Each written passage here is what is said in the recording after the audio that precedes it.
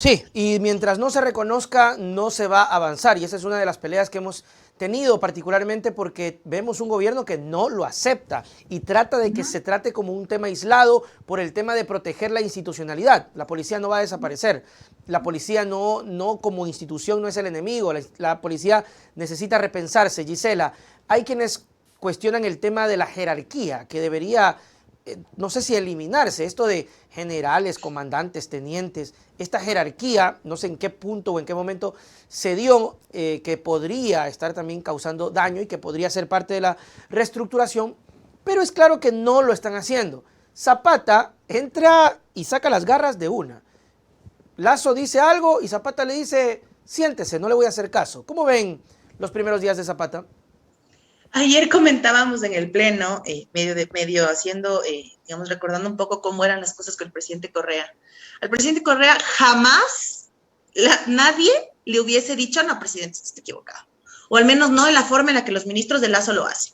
Digamos, el presidente Correa siempre nos ha escuchado, cuando se da cuenta que efectivamente puede haberse cometido un error, lo ve y lo revisa y lo corrige. Pero cuando era una orden presidencial. No puede ser posible que Guillermo Lazo hace unos días diga que se va toda la cúpula de la policía y hoy diga, no, mejor no, Mejor no no. vale. No hay... Porque como no hay más, o sea, no, que se queden nomás, ¿no? Entonces responden al calor de la coyuntura, ¿no? Y lo peor que alguien puede hacer en tiempos de crisis es no tratar de mantener mínimamente la cabeza fría. Entonces, ya, si efectivamente no hay coroneles o no hay generales para que asuman el cargo de la cúpula que sale, algo hay que hacer.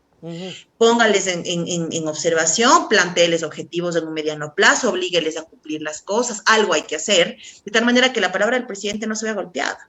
Sí, sí, el presidente sí dijo, pero no ahorita, sino más luego, ¿no? Entonces, el que pierde no es el ministro Jiménez, porque al final, si yo le pregunto a la gente, ¿sabe quién es Francisco Jiménez? Me dice que no. O si le pregunto, ¿sabe quién es Juan Zapata? Tal vez sí, algunos le recuerden por el COE o por los corazones azules en las vías. Pero si pregunto quién es Guillermo Lazo, la gente sabe que es el presidente de la República y que su Totalmente. palabra no tiene ni vale un centavo. Ahora, las decisiones, además de erróneas y además de absurdas, tienen consecuencias. Y las consecuencias son que, entre otras cosas, por ejemplo, hay sanciones a los más débiles. Les prohibieron los francos a los cadetes de formación, cuando es un derecho, digamos, que tienen por ley. Tienen días de salida y días dentro de la escuela de Se lo formación. prohíben Les por prohibieron los nada. francos y se los prohibieron porque había la crisis institucional y entonces no pueden salir, Ok. ¿no? Más bien sonaba una especie de bordaza, ¿no? De no digan nada si salen porque van a hablar. Y empiezan a tratar de desatar una serie de nuevas cosas para borrar el problema de fondo, que es que el caso de María Belén explota un montón de cosas más. Explota que el Ministerio de Justicia, eliminado por Lenín Moreno y aplaudido por Guillermo Lazo, en ese entonces candidato o referente de la derecha, significó que los programas de género se queden sin presupuesto, porque el Ministerio de Justicia tenía el tutelaje de esos programas y manejaba esos presupuestos.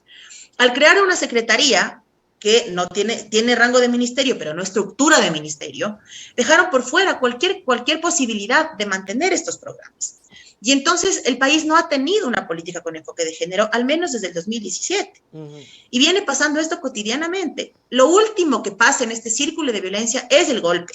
¿Sí? O sea, lo primero es el insulto, es el menospreciarte, es el golpearte la autoestima, eso es como que son las primeras muestras. Pero estás en un ambiente, digamos, de violencia permanente donde eso se naturaliza. Ahora que efectivamente se muere una mujer y se muere en las condiciones en las que se muere, entonces veamos por qué. No es que María Belén se muere ahorita porque el tipo estaba enfermo, no estoy diciendo que no lo esté, pero hay una serie de abandonos antes. Ausencia de política pública, ausencia de programas que tutelen el tema de género, ausencia de ejecución presupuestaria y una Secretaría de Derechos Humanos que no sirve para nada.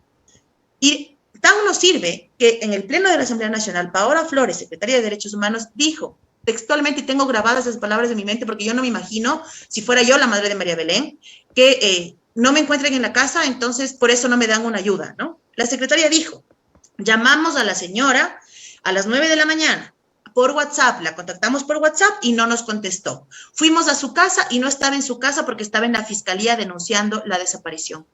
Obviamente no iba a estar en su casa la Y por eso no le señora, dieron la ayuda. obviamente, y por eso no llegó la ayuda. Entonces resulta que llegó la ayuda un día de 2 funcionarios para acompañar en la búsqueda, estuvieron de 8 a 4, horario de oficina, y se fueron. Y la buscaron por WhatsApp. Diego Ordóñez dijo, no llamé una, sino 3 veces a la señora, 3 veces hablé con ella. Preguntémosle si eso fue antes o después de llamarle desestabilizadora y Claro. no sé cuántas cosas más que la dijo, ¿no? Entonces, todas las ausencias que antes fueron aplaudidas por Lazo, su bancada, su partido político, en el tiempo de Moreno, ahora le están reventando en la cara al propio Lazo. Eso es Porque si esas importante, ¿ah? cosas se sostenían, si esas cosas se sostenían, quizás ahora tendríamos no el ambiente maravilloso en el que quisiéramos vivir, pero al menos tendríamos ciertos espacios contenidos porque había programas que estaban pensados de aquí al 2030, porque a esa planificación se hacía desde el CEMPLADES con el Plan Nacional de Desarrollo y el entonces Plan Nacional del Buen Vivir, pensando en el 2030 de la mano con los Objetivos de Desarrollo Sostenible, que no es una cuestión nuestra, sino que es una cuestión a nivel regional, y se establecían objetivos hacia el 2030 para evaluarlos. Desbaratan todo. Moreno aplaude, Lazo aplaude, porque sí, el gasto público, excesivo gasto público y tal cosa, y al que le está reventando la ausencia del gasto público es el propio Lazo. Así es. Ojalá se dieran cuenta que también tienen parte de culpa. Yo creo que